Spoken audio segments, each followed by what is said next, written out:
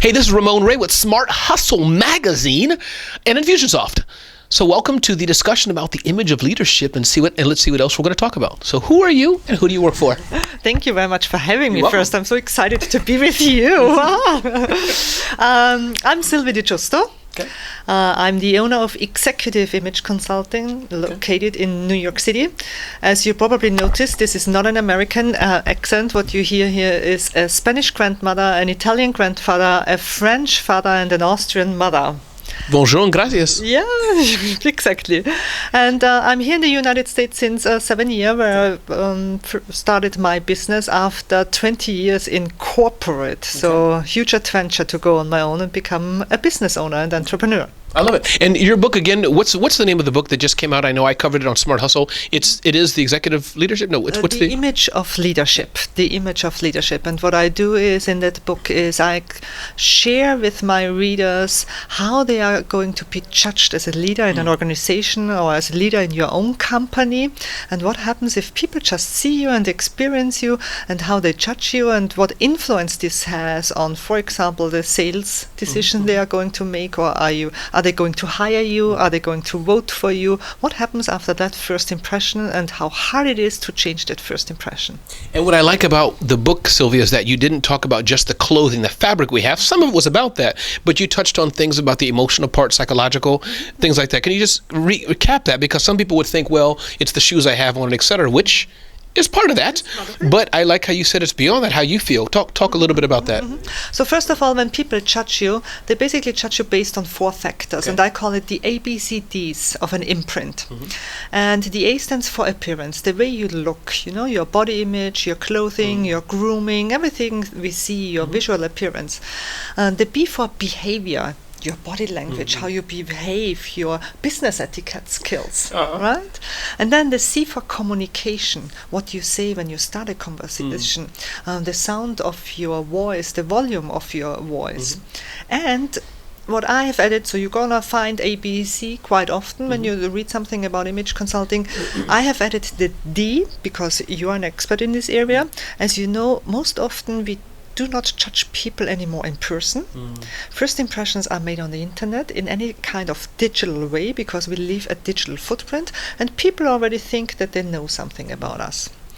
So, and those are the 4 parts. ABCD. ABCD. To come back to your question, very often people ask me, is it the suit? Do I just have to put on a suit or nice shoes or a nice dress? And I say, no. It's not as easy as that. Your appearance is a huge part, because it's like a filter you put in front of you. But successful leaders don't wear a suit. But successful leaders have 5 things in common. They appear, behave, communicate, confident. No matter the age, no matter the weight, no matter the size, no matter whatever, they are just confident. They appear, behave, communicate, authentic. We look at them and we immediately know what we get. We don't get an accountant here, as we can see, right? And the other one is they appear, behave, communicate, professional. I'm very strict on that. You can't be it if you can't see it. That means, however, that professional, probably somewhere in finance, might look differently than professional somewhere in a very creative industry. The other one is they appear and behave, communicate, controlled. Even if we think leaders only have the big picture in mind, the truth is they control it. Image is like micromanagement. They control it from head to toe. And that might include the shoes as much as it includes another detail like jewelry or glasses or whatever. The last thing is respectful. First and foremost, respectful to themselves, because you are worth it. And surprisingly, I very often have to tell it to my clients, you are worth it. And I remember you saying this in your book. I remember you're telling it, it's starting with you. Go ahead. Yes. I tell them, I mean, nothing against that company, but I say, you are better than Target.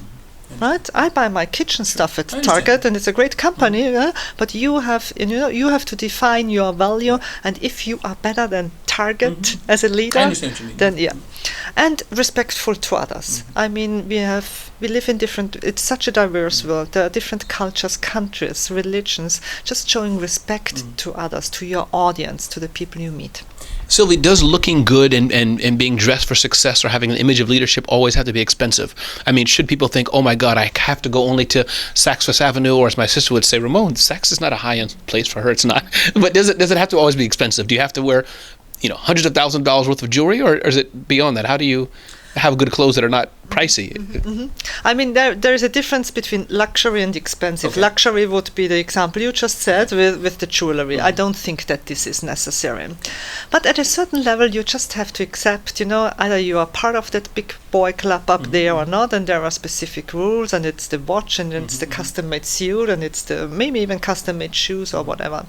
However, I always tell my clients 3 tips. The first thing is, I want you to buy and shop expensive because you are worth it, and you have to invest in specific pieces that speak quality first, because you're worth it.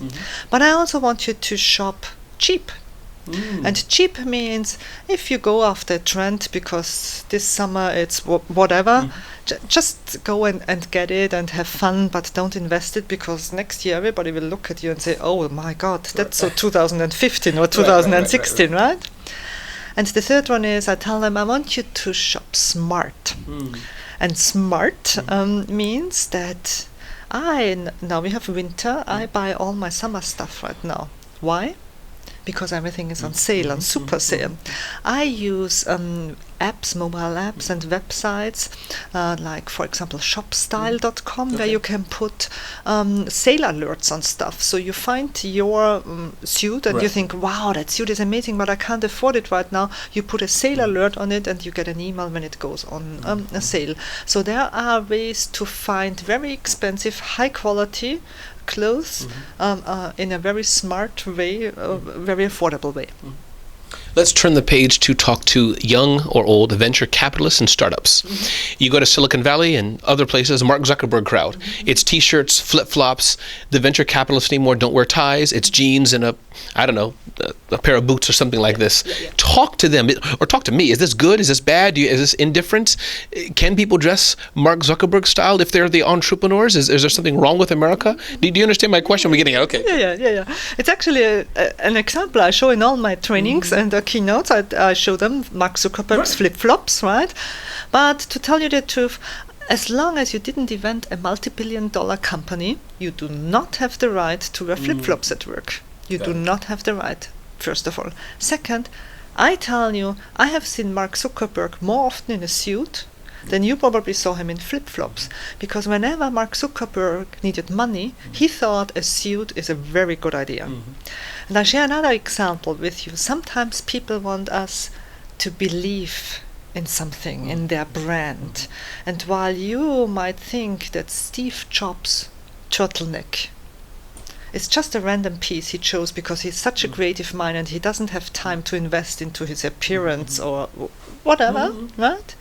I tell you, those are handmade, custom-made Issey Miyake turtlenecks for $799 per piece. Wow. I don't wear custom-made turtlenecks, and that doesn't sound to me like a person who doesn't care about his appearance. So sometimes people use that appearance, including Mark Zuckerberg, including Steve Jobs, to make us believe in something. But that doesn't mean that you can copy that. Gotcha. And last point, Sylvie, what's your advice for entrepreneurs? You have a lot of experience in building your own company and working with large companies and et cetera. So speaking to a very general audience of which you cannot see right now, but they will see you in a bit. What's your advice? You're a seasoned entrepreneur. You've built things. You're successful. What's your advice overall? If you had to start off and you're talking to a room full of 30-year-olds, whatever. I'm going to give you 5 advices. Go for it. Is that okay? I love it. 5. I'm going to start with my first one, and then I'm going to share 4 important things others said to me, okay? The first thing I always also tell my students at the Studio for Image professionals, go into a niche. become an expert for something. Don't be too general. Because at the very beginning of my business, I want to become an image consultant, and I just offered everything to everybody. And I thought, if you want me to be your personal stylist, I'm going to be your stylist. If you want me to be your personal shopper, I'm going to shop for you. I do everything, just give me money, because I'm so amazing. And it didn't work out. It just didn't work out.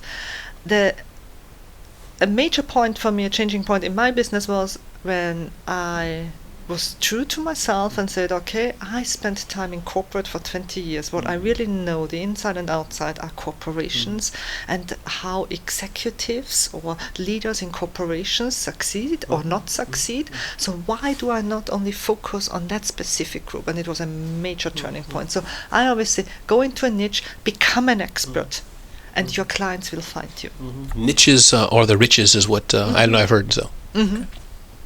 And any other advice people have told you? Yeah, I have a no post-it rule in my office. No post-its allowed, but I have 4 post-its on my screen. Okay, the first post-it is something Jeffrey Hazlett said to me when I first met him during an event, and I thought I asked him a very smart question about discounting fees. And he basically yelled at me and said to never discount, first of all, and he said, don't be cheap, be the best instead. And that just stuck with me. Don't be cheap, be the best in everything you do, which very much is the same what on my second post-it is from Shep Hyken. Shep Hyken, who says, are amazing always. You have to be amazing always. And that's always what I try to deliver to my clients. And you do. Thank you very much. I under-promise and I over-deliver, so that I think, wow, that's really amazing that I get this and that. And then there is one somebody you also know, who once said, speak from your heart and not from your mind. I'm a very mind-oriented person, but sometimes it's just better when you speak to your clients to speak from your heart and not your mind. And then Scott McCain, the 4th post-it, which says, don't forget about the good stuff. Because as entrepreneur, we very often think that if we don't do this, that, tonight, the world is going to stop tomorrow. And that's just not true. If you're very honest to yourself, that's not true. And there is other good stuff. Your friends, your family, a lot of stuff around, and don't forget about that good stuff. Which, by the way, there is a new post-it coming. Okay. And you have joined that moment when Mark Schoenbrook said, instead of saying, I am great, sometimes we should just say, I am grateful. That's true. I love it. This is amazing. So, wow, I feel like I've learned about dress and fashion, and I feel like I've been emotionally uplifted. So thank you. Thank you very much. And I'm waiting for the 7th post-it. You have to say something, and then you have a chance to end up in a non-post-it rule office on a post-it. With 7 post-its.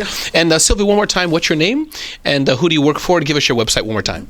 So my name is Sylvie Di Giusto. My website is executive-image-consulting.com. I work for corporations and individuals who place great importance in the way they present themselves. Awesome. And when I was meeting Sylvie today and she came in the room, I was looking at my shoes. I put my tie a little straighter. I was like, well, how do I look? So, Sylvie, thank you very much. Thank you very much.